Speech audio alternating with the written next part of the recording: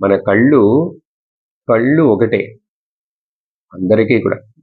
కళ్ళు కళ్ళు చూసేటువంటి ఆ రూపాలు అనేకము, రూపములు అనేకము, కళ్ళు ఒక్కటి. ఇంద్రియములు 5 రకాలు, మనస్సు ఒక్కటి.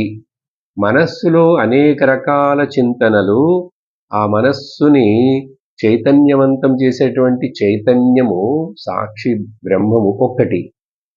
ఆ ఒక్కటిని పట్టుకో.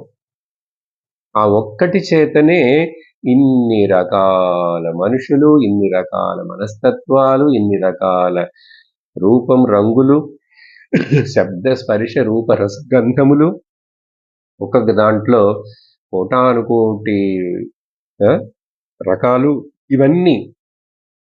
కానీ ఇవన్నీ అనేకముగా ఉన్నా కూడా ఆ ఒక్కటే సత్యము,